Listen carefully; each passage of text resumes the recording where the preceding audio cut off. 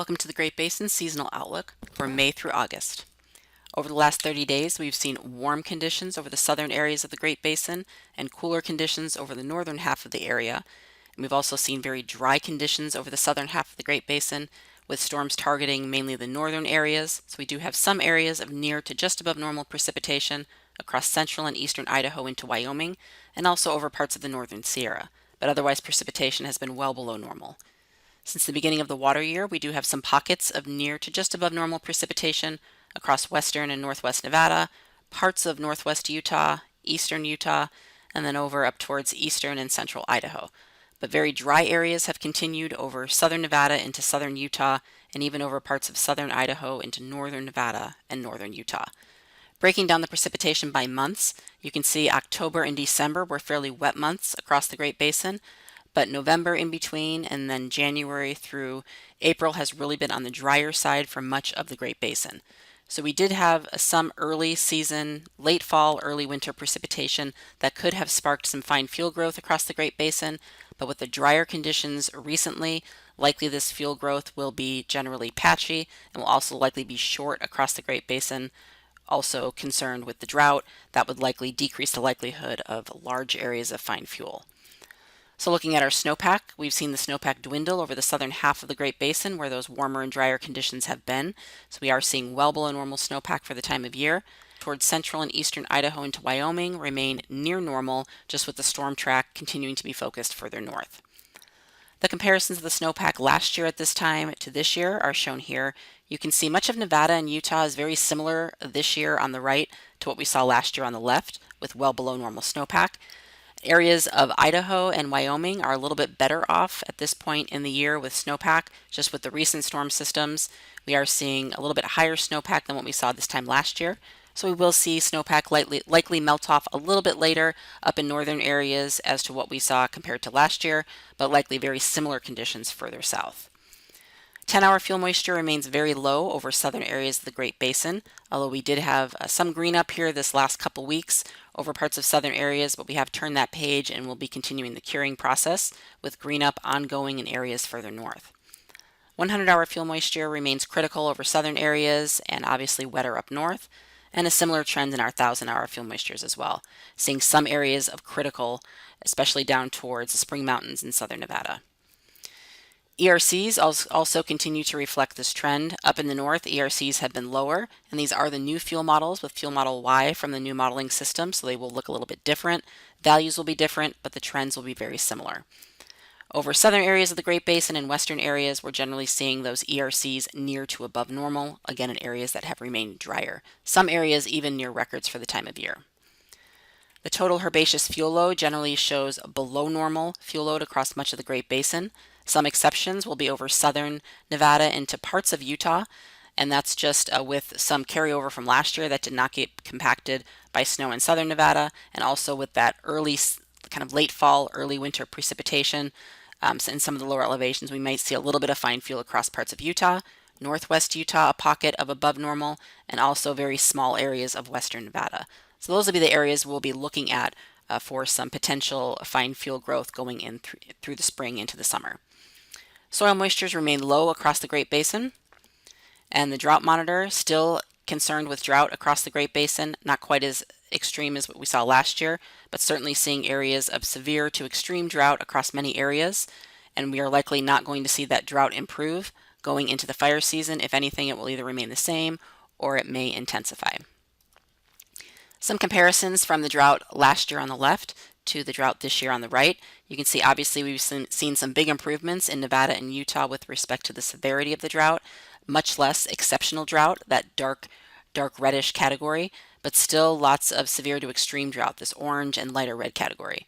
Also, we've seen a little bit more drought development in Idaho and Wyoming, so that will certainly play a role going into the fire season.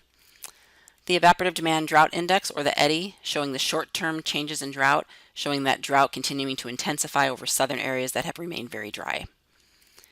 Now looking at some of the impacts from drought that reflect in our acreage for the fire season, we typically see above normal acreage in our lower elevation BLM land in the black boxes here along the drought time series, and you can see much of that falls in years that we are not in significant drought.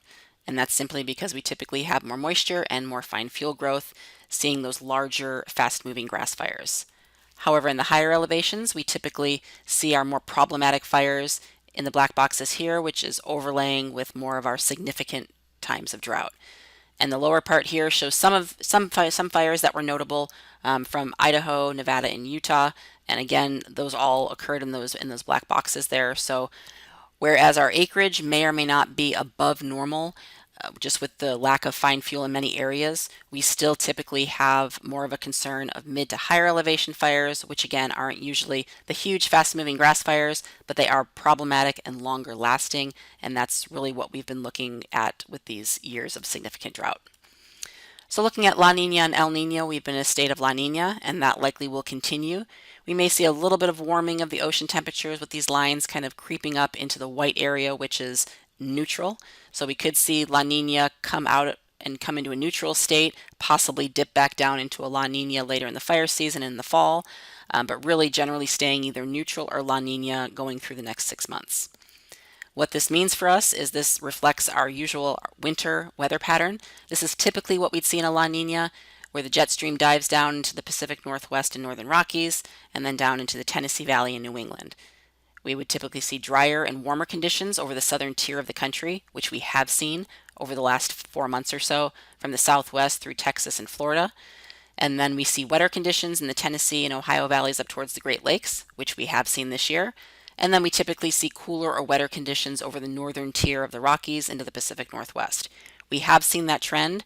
I would say the precipitation has not been as wet as other La Nina years in the Northwest, but has certainly been wetter than areas further south into Nevada and California. So this pattern has really held fairly true over the last few months, and we'll likely see this pattern continue here for a little bit longer before we transition into our summer pattern.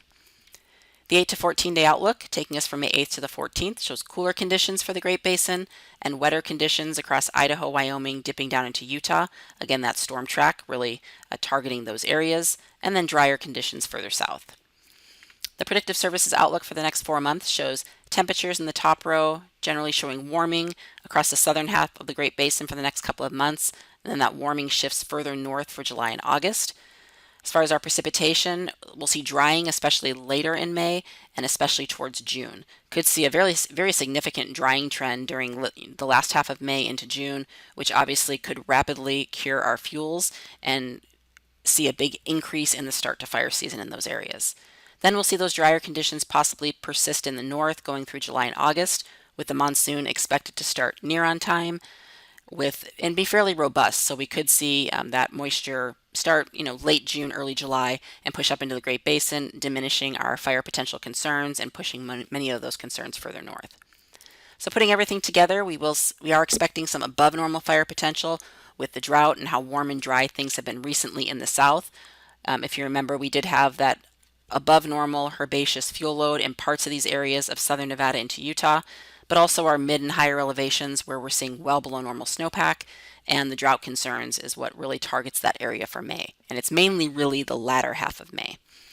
In June, that area expands, especially further north into parts of central Utah and the higher terrain where the snowpack will likely diminish fairly quickly. Areas further north, likely the snowpack's still a little bit too much, so we'll still be in the drying trend through much of June.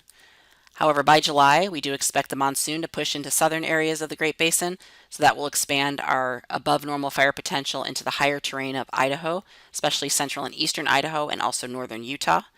Parts of northwest Utah, where we did have that higher herbaceous fuel load, could see some concerns in the lower elevations in some of those local areas. And also in the Sierra, similar to last year with the drought and the drier and warmer conditions, we are expecting that area to increase in fire potential yet again this July and also into August. And by August, our main threat will be in the north and in the west, but also pushing into Wyoming as well later in July and into August. That concludes our webcast for this month. Check back for our next seasonal outlook on June 1st.